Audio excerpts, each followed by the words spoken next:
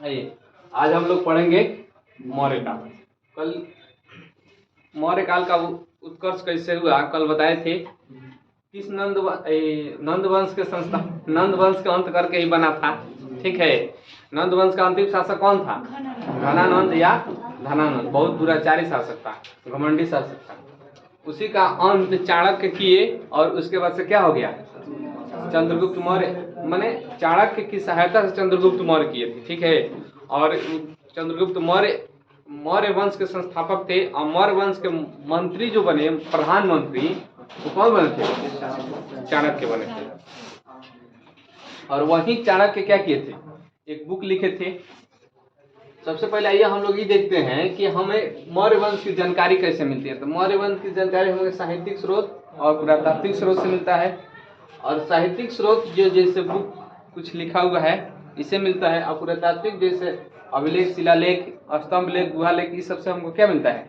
जानकारी मिलता है। तो साहित्यिक स्रोत में अर्थशास्त्र से मिलता है, इंडिका से भी मिलता है, महाभाष्य से मिलता है, अष्टाध्यायी से मिलता है, कल्पसूत्र से मिलता है, कथासरित सागर से मिलता है। तो अर्थशास्त्र के लेखक चाणक्य थे। इन्हीं का अन्य दो नाम और था, विष्णुगुप्त और कौटिल्य।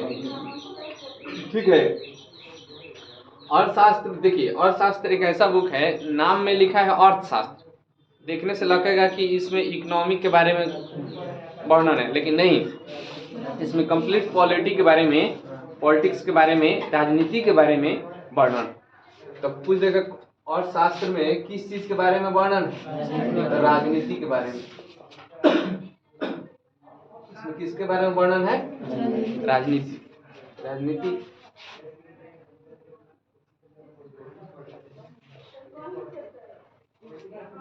राजनीति के बारे में वर्णन है। तो ये पूछता है, बहुत बार क्वेश्चन पूछा हुआ है, अर्थशास्त्र में किस चीज के बारे में वर्णन है? राजनीति के बारे में। कैसे राजनीति चलाया जाता है, कैसे कल छल होता है, क्या किसके साथ कैसे भेदभाव किया जाता है, कैसे कल छल से राज जीता जाता है, इसी के बारे में वर्णन। इसको पढ़ लीजिएगा तो आप लोग क्या कीजिएगा? सरकार गिरा दीजिएगा, सरकार अपना बना लीजिएगा, कल छल जान जाइएगा। ठीक है, इंडिका जो है मेगास्थनीज लिखा था, जो चंद्रएथी था, सिकंदर का सेनापति सेल्यूकस निकटर, उसी का पुत्री थी। कौन थी? हेलना थी। हेलना से विवाह किया था चंद्रगुप्त मौर्य। अब उसी के साथ मेगास्थनीज को क्या किया था? भेज दिया था सेल्यूकस निकटर, एक विद्वान। अपने जैसे अभी भी देखिएगा, लड़की की विदाई होता है तो उसके साथ एक भाई जाता है, चाहे भतीजा जाता है, भेजता है। लो देखिए कौन मारी पीटी तब फोन कर दिए का इसीलिए भेजता है। तो उस समय विद्वान आता था लो देख रेख के लिए। तो उसके बाद तो वहीं क्या हुआ था, आया था। अब क्या होता है, लड़की से विदाई हो जाता है तो वो तो जाएगी तो न रोगी, लड़का लगेगा रोने। ठीक है, तब इसको लग पहुंचाता है। तो यही था महाभाष्य जो है, इसकी रचना कौन की थी? पतंजलि। अष्टाध्यायी की रचना कौन की थी? पाणिनि। अष्टाध्यायी ही क्या है? संस्कृत व्याकरण है, और पहली व्याकरण वाला बुक है। कल्पसूत्र, भद्रबाहु और कथासरित सौंदर्य। इतना से क्या होता है? साहित्यिक स्रोत से ये सब बुक पढ़िएगा तो इसमें भी क्या है? मौर्य वंश के बारे में वर्णन है, जिसको पढ़ने समय जानकारी मिलती है। अब देखिए कुछ पुरातात्विक स्रोत है। पुरातात्विक स्रोत जो है, जो अभिलेख है, अभिलेख में जैसे शिलालेख, स्तंभ लेख, गुहा लेख। और शिलालेख की संख्या कितना है? 14। स्तंभ लेख की संख्या 7। गुहा लेख तो ये पता नहीं।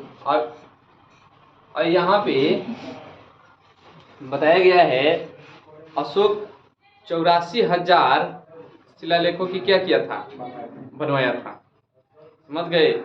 लेकिन यहाँ पे छोटा बड़ा माने मेन जो ई है, तो शिलालेख की जानकारी इसमें भी, जो बड़ा बड़ा जो शिलालेख है उसको बृहद शिलालेख, और जो छोटा है उसको लघु शिलालेख। स्तंभ लेख में जो बड़ा है उसको बृहद, और जो छोटा है लघु। देखिए शिलालेख वो होता है जो शिल माने होता है पत्थर, और लेख माने लिखा, माने पत्थर पे जो लिखा हो। समझ गए? स्तंभ होता है जैसे खंबा टाइप का लोग स्तंभ रहता है, तो ये स्तंभ जो होता है क्या करते हैं, जो खंबा टाइप के जो लंबा होता है पूरा ऊपर, उसी पर स्तंभ बनवा देगा और उसी पर लिखवा दिया। समझ गए? तो उसी को स्तंभ। गुहा मतलब पहाड़ के अंदर जो गुफा है, उसमें भी लिखाया है। अब वो चीनी हथौड़ी से लिखा होगा काट काट के, समझ गए, पत्थर पर कैसे लिखाएगा? उसी तरह ना मार्कर से लिखेगा तो मिटिए जाएगा। कई वर्षों से आ रहा है तो हजारों वर्षों से आ रहा है तो अभी तक थोड़ी रहेगा, तो ये काट काट के लिखवाया है, समझ गए। आप लोग लौरिया गए हैं, देखे स्तंभ लेख, देखे हैं लोग, उसी पर लिखा है, पढ़े हैं लोग, पढ़ाया कुछ कुछ ऐसा ही। उतना तो हम लोग तो बिना, छोटा बच्चा बिना पढ़ले लिख देता है का, जो उस लोग पढ़ के लिखा है लोग ऐसे वैसे तो बिना पढ़ले नहीं लिख देता है। तो ये क्या है स्तंभ लेख। लेकिन इसका देखिए, ये तो कई वर्षों से आ रहा था लेकिन इसकी हमें जानकारी नहीं थी कि क्या उसमें लिखा है। तो पहली बार तो खोज कब हुआ था? तो खोज 1750 ईस्वी में हुआ था। टिलो पैंथेलर ने खोज किया था, जिसको टी पैंथेलर भी बोलते हैं। तो कौन खोज किया था? टिलो पैंथेलर। कब? 1750 में टिलो पैंथेलर खोज किया था। और पहली बार जिस स्तंभ की खोज हुआ था उस पहला बार दिल्ली मेरठ स्तंभ था। कौन था स्तंभ? पूछ देगा पहली बार जो खोज हुआ था कौन स्तंभ पे खोज हुआ था? दिल्ली मेरठ। और इसी को फिरोज शाह तुगलक जब शासक था, जब बना, इसी जो मेरठ में था इसको दिल्ली मंगाया था। क्या बनाया था? दिल्ली। पहले था मेरठ में और खोज वहीं से हुआ था। लेकिन जब खोज हो गया तो फिरोज शाह तुगलक बना तो इसको मेरठ से दिल्ली मंगा लिया। कहाँ मंगा लिया? तब इसका नाम पड़ गया दिल्ली मेरठ। पहला भी तो दिल्ली दिखा रहा है वहाँ पर, पहला दिल्ली में। हाँ ये ना, देखिए पहला जो खोज हुआ था इसका अभी नाम पड़ गया है दिल्ली मेरठ। क्या पड़ा है? दिल्ली मेरठ। पहले था ही मेरठ में ही, यहीं पर खोज किए थे टिलो पैंथेलर। लेकिन फिरोज शाह तुगलक जब शासक बना था तो इसको उठवा के मंगा लिया दिल्ली में, तब से इसका नाम पड़ गया दिल्ली मेरठ। तो पूछेगा पहली बार किस स्तंभ का खोज हुआ था? दिल्ली मेरठ का। लेकिन पढ़ने में सफलता प्राप्त कर लिया गया था। ऐसा खोज हो गया था तो पहली बार ही खोज हुआ, उसके बाद भी बहुत सारा खोज हो गया, लेकिन पढ़ने में सफलता सबसे पहले जो प्राप्त हुआ तो जेम्स प्रिंसेप ने किया था 1837 ईस्वी में। और वो पहली बार जो पढ़े थे वो था दिल्ली टोपरा या दिल्ली तोमरा भी बोला जाता है। क्या बोलते हैं? दिल्ली टोपरा या दिल्ली तोमरा। तो इसी को पहली बार वो पढ़े थे। जो ये मिला था कहाँ से? हरियाणा में अम्बाला है। अम्बाला एक जिला था, अब इस जिला का नाम पड़ गया यमुना, मतलब इसी में एक अलग जिला बन गया है, अब यमुना जिला हो गया है। लेकिन उस समय अम्बाला जिला था और इसकी खोज हुआ था कहाँ? हरियाणा अम्बाला में खोज हुआ था। और ये इसका नाम पड़ गया था दिल्ली टोपरा। और इसको भी फिरोज शाह तुगलक ने दिल्ली मंगाया। कहाँ मंगाया? इसको भी क्या किया था?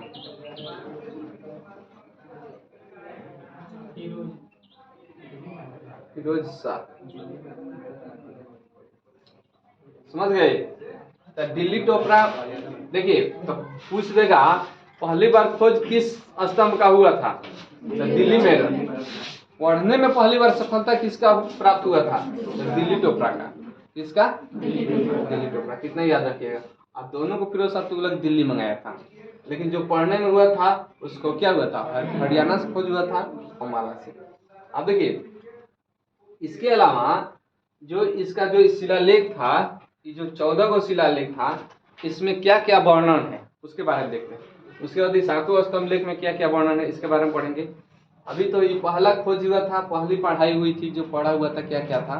देखिए ये जो है इतिहास का 100% कोई साक्ष्य नहीं रहता है, समझ गए। जैसे जेम्स प्रिंसेप पढ़े थे तो क्या जरूरी है कि सही पढ़े होंगे? जब हम पढ़वे नहीं किए हैं उसको तो कोई दूसरा कोई पढ़, जिस तरह से चिट्ठी रहता है, आप नहीं पढ़े हैं तो कहिएगा बाबू इतनी पढ़ के सुना दो। अब क्या जरूरी जो नहीं पढ़, जो कम मैंने कोई पढ़ लिया तो सुना दिया, कोई नहीं पढ़ रहा है तो वो तनी मुनी घींच के पढ़ देता है, ठीक है। नहीं समझ आया तो कहेगा हाँ पैसा आप कर्जा लिए तो ना उन्होंने लिया है, तो अच्छा वो लिया है, ठीक है। तब उसी तरह से वो घींच तान के पढ़ के सुना देगा, उसको लगेगा सही है, होशियार रहेगा तो फिर एक बार और पढ़वाएगा दूसरा से, तो दूसरा कुछ बताएगा तो कहेगा रे तो लग रहा है गड़बड़ सड़बड़ है, ये सब लिख लोड़ा पढ़ पसंद, चल दूसरा के पास, तो उसके पास ले जाएगा। तो उसी तरह से कोई जरूरी नहीं है कि सही पढ़ा है कि गलत पढ़ा है, लेकिन ज्यादातर चांस है सही पढ़ा है। ऐसे भी अपना देश के नहीं है, अब हो गया होगा लोग। तो अब देखिए उसी तरह से अब 14 शिलालेख है, अब 14 कहे इतना लेट कर दी। अब देखिए 14 शिलालेख में क्या क्या है, उसमें वो अपने हिसाब से जो लिख पाया था उसे बताया था। इस पूछता है तो याद रखना है। पहला शिलालेख में जो बताया गया है, यहाँ पे जितना भी जनता है, अशोक जो उस समय क्या करता था कि ये मेरी संतान है, जितना भी जनता है क्या है, मेरी संतान है, और यहाँ पे सब जनता को अपने संतान जैसा हम बिहेव करते हैं, उसमें बताया है। उसके अलावा बताया है पशु वन संरक्षण, माने पशु का संरक्षण करना, पशु की हत्या नहीं करना है, वन की कटाई नहीं करना है, वन का संरक्षण मैंने करना है। उसमें वो किया है, मैंने वर्णन है। अब करता था कि नहीं करता था इसका कोई जानकारी मैंने कंफर्मेशन नहीं है। अब देखिए एक हिरण और दो मोर, जब चंद्रगुप्त मौर्य बना था, मौर्य वंश का संस्थापक तो चंद्रगुप्त मौर्य था, लेकिन उसके बाद से चंद्रगुप्त मौर्य के बाद से कौन बना, बिंदुसार, और बिंदुसार के बाद अशोक बना था। तो चंद्रगुप्त मौर्य के समय से ही प्रथा आ रहा था कि खाना में, जब राज में उस सबके खाना जो बनता था तो डेली एक हिरण मारा जाता था। क्या किया जाता था, डेली एक हिरण और 2 मार के खाना बनाया जाता था, और उसी से खाना क्या होता था, स्टार्ट होता था। तो उसी को चंद्रगुप्त मौर्य अशोक जब था, इस प्रथा को बंद कर दिया, इस पर क्या किया, रोक लगा दिया। तो एक हिरण और 2 मोर जो खाना में डेली मार के खाया जाता था, खाना बनता था, इसी से स्टार्ट होता था।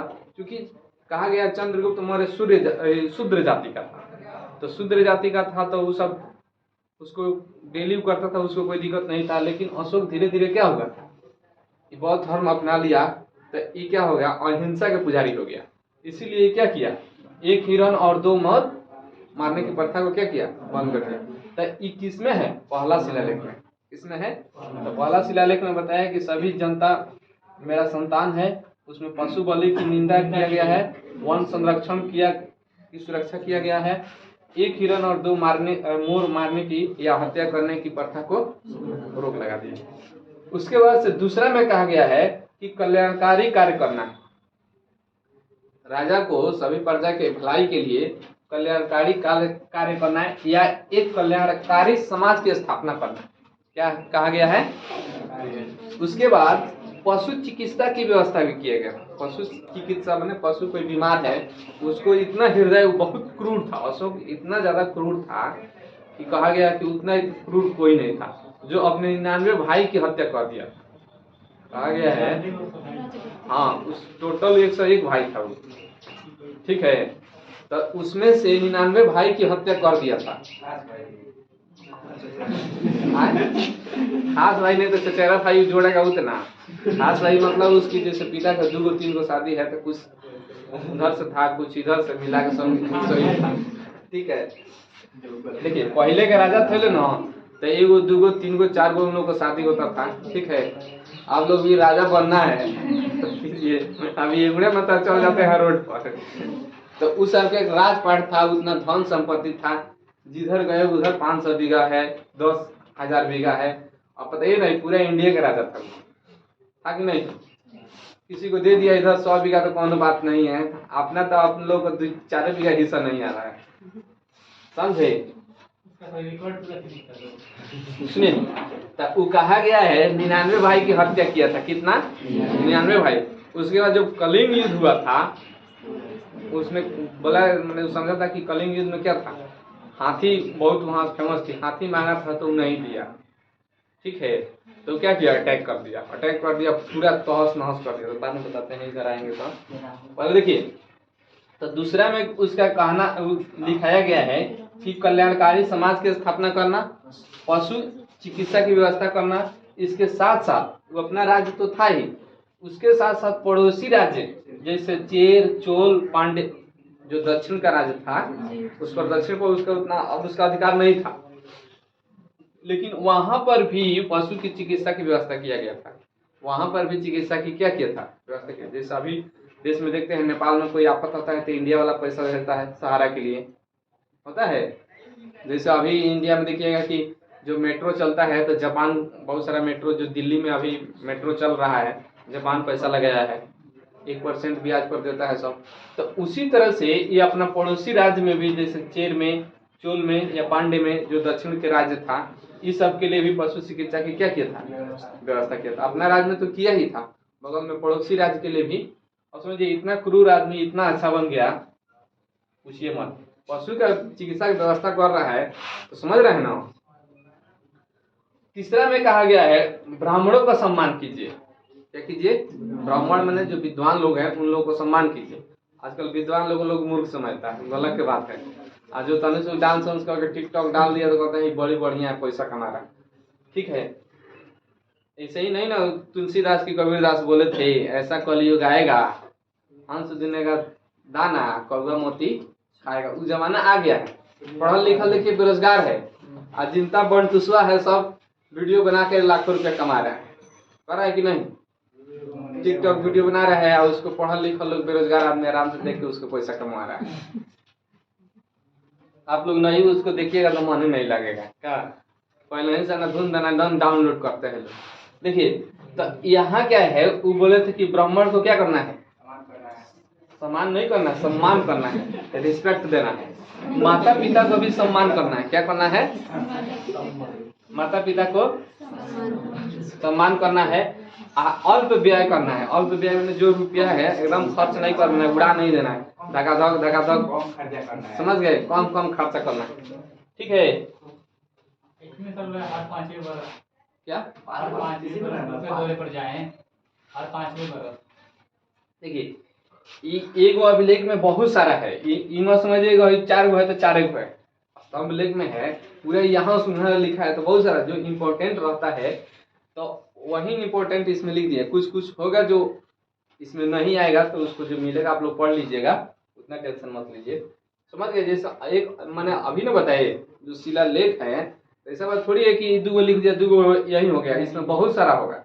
लेकिन ये एग्जाम के पॉइंट ऑफ व्यू से कुछ कुछ इम्पोर्टेंट है जो इतना से पूछता है, इससे क्या होगा, काम चल जाएगा। अब देखिए जो चौथा है इसमें अहिंसा की बात किया गया है, मैंने हिंसा नहीं करना चाहिए, किसी को सताना नहीं चाहिए, दुख नहीं देना चाहिए, दर्द नहीं देना चाहिए, भले उसका दुख अपने ऊपर ले लीजिए। ठीक है, अहिंसा की पुजारी बनना है। मित्र और संबंधियों के साथ दुर्व्यवहार नहीं करना है। जो आपका दोस्त है, मैंने जैसे होता है आजकल देखते करते हैं दोस्ते के साथ लोग धोखेबाजी करता है, लेकिन ऐसा नहीं करना चाहिए। अगर दोस्त आप पर भरोसा कर रहा है तो उस पर क्या होना चाहिए, खड़ा उतरना चाहिए।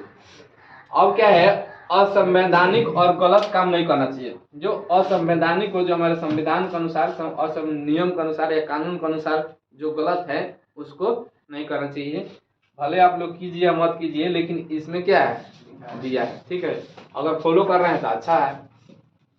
5वां में कहा गया है 14वें वर्ष धार्मिक, जब राजा बना था उसके 14वें वर्ष वो क्या किया था, धार्मिक महामात्रों की नियुक्ति किया था। क्या किया था, धार्मिक महामात्रों की मतलब कुछ लोगों का ऐसा किया जो धर्म को प्रचार करेंगे, बौद्ध धर्म के क्या करेंगे। अशोक क्या किया था, पहले था ईसाई धर्म को मानने वाला, कौन धर्म को, ईसाई धर्म को, लेकिन ये क्या किया, बाद में धर्म परिवर्तन कर लिया, बौद्ध धर्म अपना लिया। तो बौद्ध धर्म को प्रचार के लिए उसको बौद्ध धर्म बहुत अच्छा लगा, बौद्ध धर्म अच्छा भी है। धार्मिक महामात्रों की क्या किया, नियुक्ति किया। 6ठा में लिखा गया है सूचना। सूचना का मतलब ये हुआ कि बोला था हमारे जनता में, प्रजा में जितना भी कोई भी इंफॉर्मेशन अगर मिले, उन लोगों को कोई भी कष्ट हो, कोई भी दुख हो, अगर वो मेरे दरबार में आ रहा है और कह रहा है अशोक से हमको मिलना है, तो उसकी सूचना पहले तुरंत हमारे पास पहुंचाया जाए। चाहे हम जिस हालत में हो, हम सोए हों, चाहे खाना खा रहे हों, चाहे स्नान कर रहे हो, उसी टाइम तुरंत क्या करना चाहिए, अब मेरे पास सूचना उसका आना चाहिए कि उसको क्या प्रॉब्लम है, उसके अनुसार फिर हम उसका निर्णय करेंगे। तो वही है 6ठा अभिलेख में, शिलालेख में क्या है, वर्णन है कि जनता का कोई भी सूचना तुरंत हमारे पास क्या होना चाहिए, आना चाहिए, पहुंचाना चाहिए। 7वां में कहा गया आत्मा और मस्तिष्क पर नियंत्रण। 7वां में उपदेश दिया है कि हर इंसान को अपनी आत्मा और मस्तिष्क पर क्या रखना चाहिए, नियंत्रण रखना चाहिए। आत्मा और मस्तिष्क हमेशा भटकते रहता है, बहुत चंचल होता है, कभी कहेगा ये हो जाए, कभी कहेगा वो हो जाए, कभी देखिएगा वो चीज़ कहेगा हमको ये मिल जाए, कभी वो मिल जाए, मन में क्या होता है, भटकते रहता है। तो इसीलिए बताया है इस पर नियंत्रण रखना चाहिए। जो आदमी अपने आत्मा पे, मन पे नियंत्रण रखता है वही जिंदगी में क्या होता है, खुशी रहता है ना, तो भटकते रहिए। 8वां में कहा गया है बिहार यात्रा की जगह धम्म यात्रा किया जाए। समझ गए, धम्म यात्रा मतलब कि जो धार्मिक यात्रा किया जाए, जो इधर उधर हम लोग बिहार में जो घूम रहे हैं उससे अच्छा है क्या किया जाए, धर्म यात्रा किया जाए। 9वां में लिखा है जन्म विवाह मृत्यु के बाद आयोजन की निंदा किया गया है। क्या किया गया है? माने जन्म हो जाए, विवाह हो जाए या मृत्यु हो जाए, उसके बाद से कोई आयोजन नहीं करना चाहिए, हो गया तो हो गया। उसके बाद आयोजन का उसमें निंदा किया गया। भले अभी लोग नहीं मानेंगे, वो अलग की बात है। 10वां में कहा गया है कि कोई भी ख्याति या प्रसिद्धि जैसा उपलब्धि क्या होना चाहिए, किसी को नहीं होना चाहिए, सब लोग क्या है, समान है या बराबर है। 11वां में कहा गया है अशोक के धर्म विजय के बारे में वर्णन है। अशोक मैंने किस तरह धर्म का प्रचार किया और धर्म पर किस तरह से विजय प्राप्त किया, उसी के बारे में क्या है, वर्णन है। 12वां में है सभी वर्गों के सम्मान करना चाहिए, मैंने किसी भी वर्ग के लोग हो, हिंदू मुस्लिम सिख ईसाई जैसा भी है ना, हर वर्ग के लोग को क्या करना चाहिए, सम्मान करना चाहिए। उस समय भी लोग थे, कोई बौद्ध धर्म को मानते थे, कोई जैन धर्म को मानते थे, कोई शैव धर्म को मानते थे। तो उस समय तो मुस्लिम धर्म नहीं था। मुस्लिम धर्म तो क्या है, बहुत नया है, इधर आया 600 BC में, 600 ईसा में।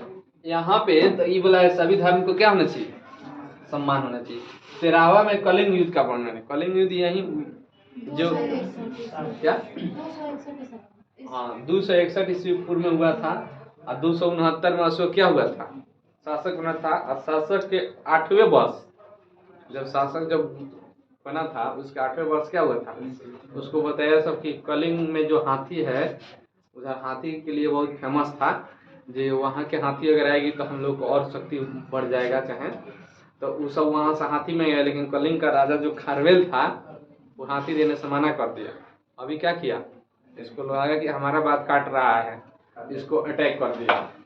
अभी जाके इसका सेना जब गया कलिंग में, जो अभी उड़ीसा वाला एरिया है ना, ये सब कलिंग है, क्या किया गया वहाँ पर सब सबको क्या किया, तहस नहस कर दिया। वहाँ पर एक भी पुरुष नहीं बचा था। समझिए उस राज्य में इतना तबाही मचाया था, इतना काट मार हुआ था कि एक भी पुरुष नहीं बचा था। अब वो क्या हुआ था कि अब वहाँ से पूरा महिला सब तलवार लेके खड़ा हो गई कि अब पुरुष नहीं है तो हम लोग लड़ेंगे। तो इस सब को उस समय महिला पर हाथ नहीं उठाता था। ऐसे भी देखो करते हैं जो लोग औरत पर हाथ नहीं उठाता है, अपन औरत छोड़ के ठीक है। अब कहाँ, अब तो औरतें हाथ उठा दे रही है का।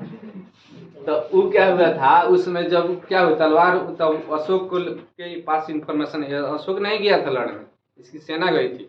इसके पास इंफॉर्मेशन आया, ये फिर गया देखने, तो देख रहा है चारों तरफ एकदम क्या है, डेड बॉडी पड़ा हुआ है, कटा है, किसी का हाथ कट गया है, किसी का सिर कट गया है, और पूरा राज्य में पूरा मार काट हुआ था। जिधर जाता था उधर क्या है, लाश ही लाश दिखाई देता था। इसका हृदय परिवर्तन हो गया, मैंने दया की भावना आ गया कि बेकार हम ही लड़ाई लड़ रहे हैं, इतना लोग को मार के ही अगर हम जीत रहे हैं तो क्या है, मैंने जीत। अगर किसी को हत्या करके भी अगर आप विजय मिल रहा है तो विजय से क्या मतलब हो गया।